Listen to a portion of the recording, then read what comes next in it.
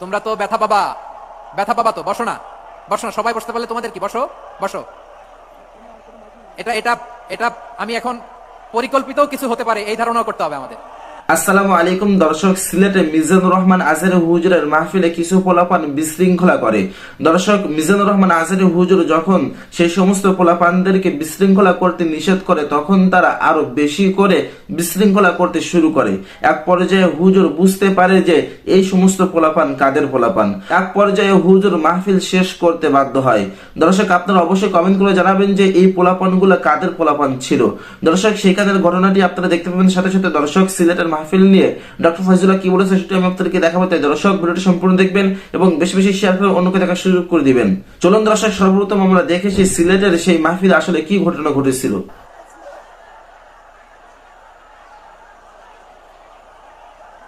তোমরা তো ব্যথা পাবা, ব্যথা পাবা তো, বসো না, বসো না, সবাই বসতে পারলে তোমাদের কি, বসো বসো।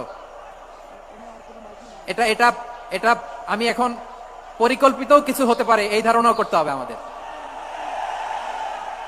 লক্ষ লক্ষ মানুষ বসে আছে, তোমরা একটু শান্ত হবে না? হ্যাঁ, বসো।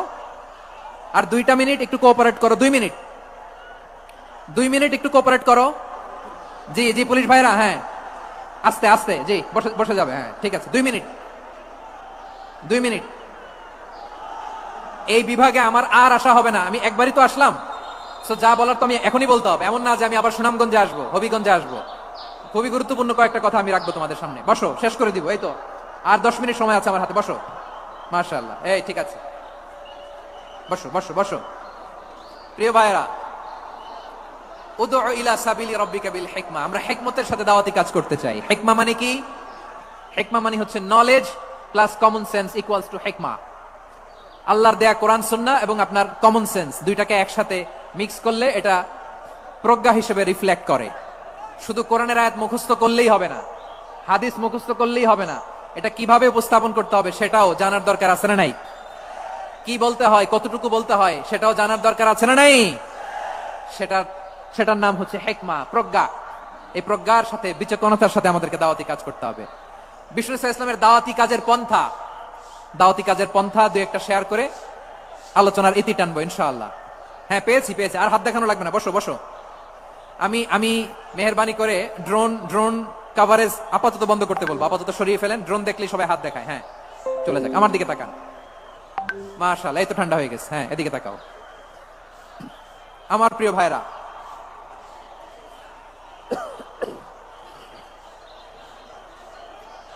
দাওয়াতি কাজ কিভাবে করতে হবে এদিকে তাকান, এইদিকে এইদিকে, হ্যাঁ,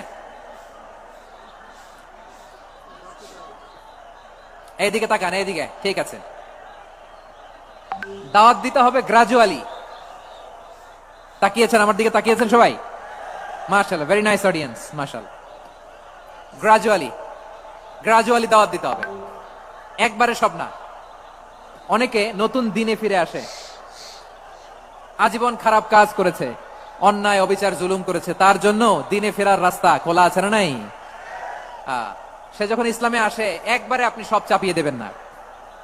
নতুন কেউ দিনে ফিরেছে, ইসলাম মানতে চায়, আপনি যদি বলেন তোর 5 ওয়াক্ত নামাজ পড়তে হবে, রোজা রাখতে হবে, তাহাজ্জুদ পড়তে হবে, তোর দাড়ি নাই কেন, তুই তো জাহান্নামে যাবি, এরকম অনেকে বলে কি বলে না?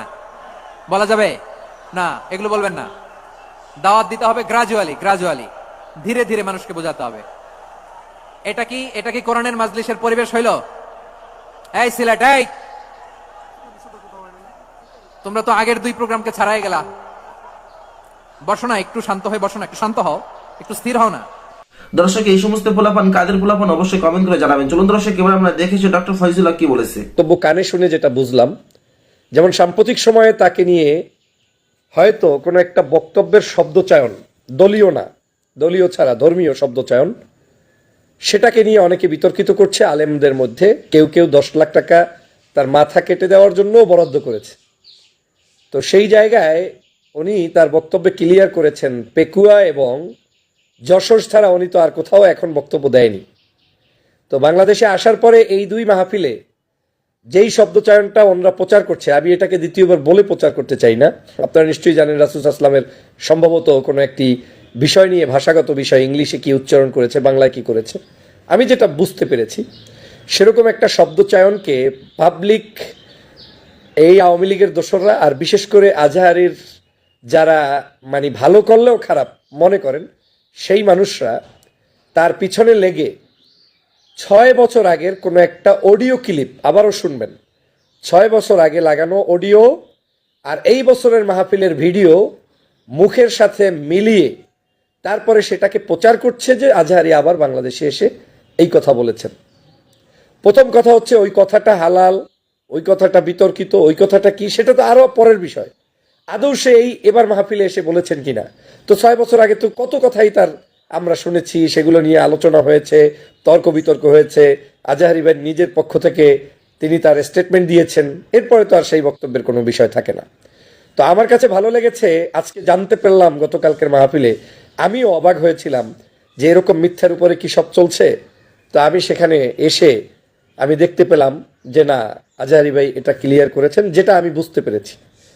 দ্বিতীয় আরেকটি বিষয় আমার কাছে ভালো লেগেছে, সেটা হচ্ছে সাম্প্রতিক সময়ে যেটা নিয়ে আমিও ভিডিও করেছি, যে আজহারি সাহেবকে কেন্দ্র করে অনেকে বলার চেষ্টা করছেন তিনি কোনো একটা দলের পারপাস সার্ভ করছেন, কিংবা তিনি কেন কোনো একটা বিশেষ দলকে উদ্দেশ্য করে চুরি কিংবা সন্ত্রাসী কিংবা এক দল খেয়ে আছে আর এক দল আসবে এই বক্তব্য দিলেন। আমি তখন বলেছিলাম যে বক্তব্যটাকে পজিটিভ নিলেই আমাদের হয়।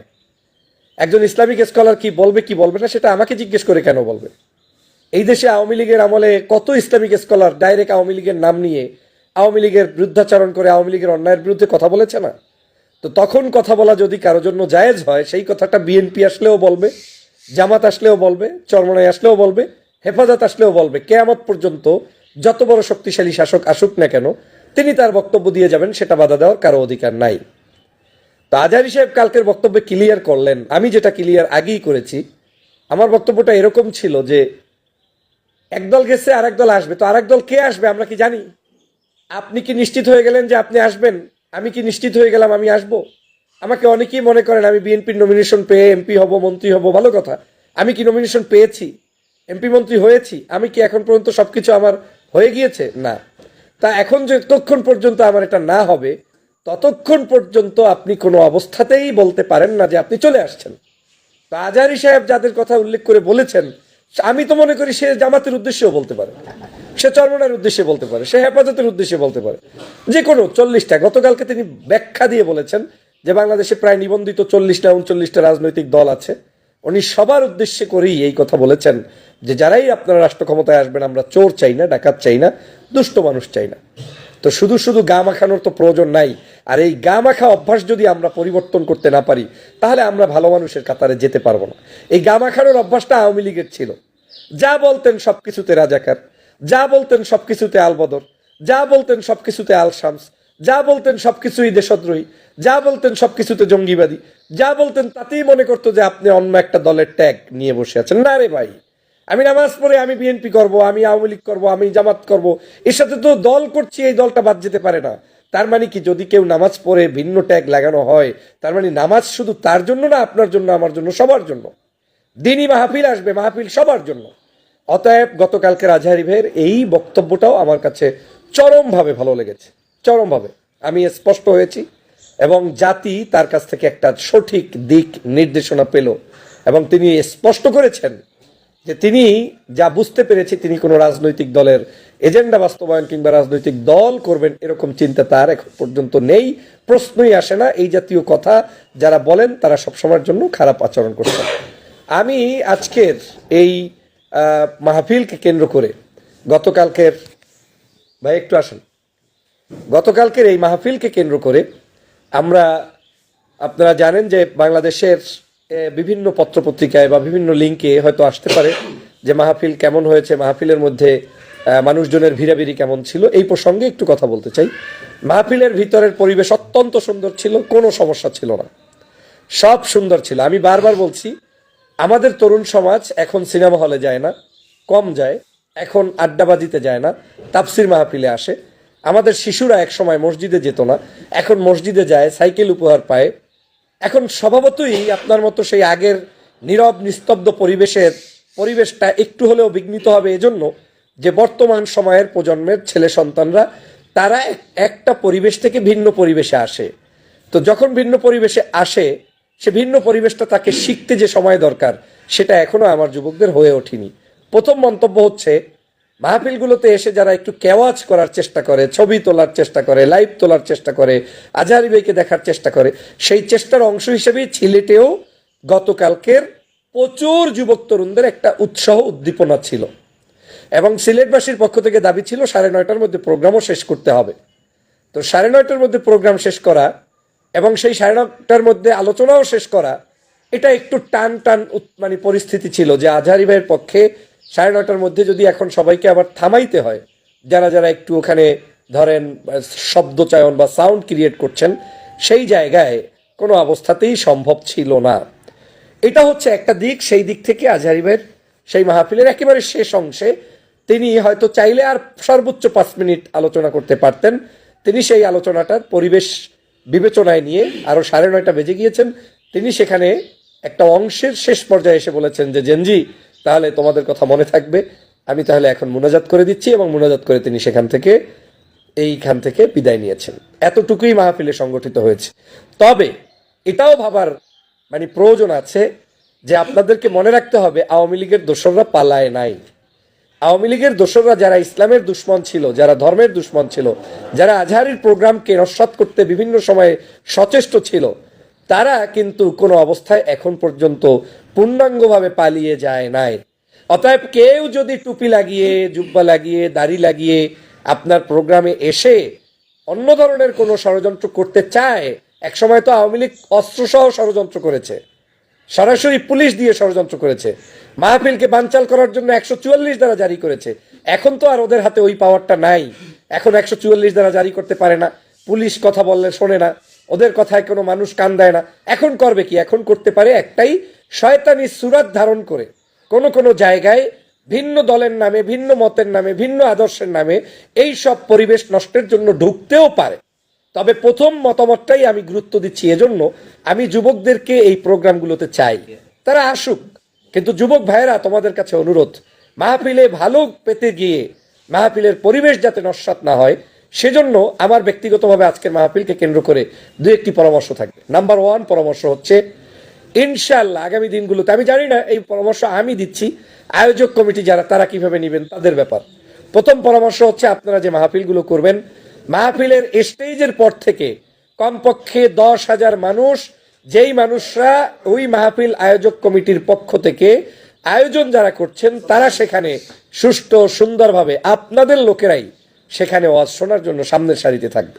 তারা নামাজ পড়বে, তেলাওয়াত করবে, খেচুড়ি খাবে, ঘুমাবে, উঠবে। এক কথায় 2-3 দিন ব্যাপী মাহফিল হলে যেই চরিত্রগুলো থাকে, সেই চরিত্রগুলো আপনারা প্রথম সারির দিকে অন্তত 5-10 হাজার মানুষ যদি এভাবে রাখেন, মিডিয়া কর্মীর পরে যদি আপনারা রাখেন, তাহলে হয় কি, একজন বক্তা এত সাউন্ড হলেও তার আলোচনা করতে অসুবিধা হয়। দর্শক, ডক্টর ফয়জুল হকের কথাটা আপনাদের কাছে কেমন লেগেছে অবশ্যই কমেন্ট করে জানাবেন। আজকের ভিডিওটি এই পর্যন্ত। ভিডিওটি ভালো লাগলে লাইক দিবেন এবং বেশি বেশি শেয়ার করে অন্যকে দেখা শুরু করে দেবেন। আসসালামু আলাইকুম।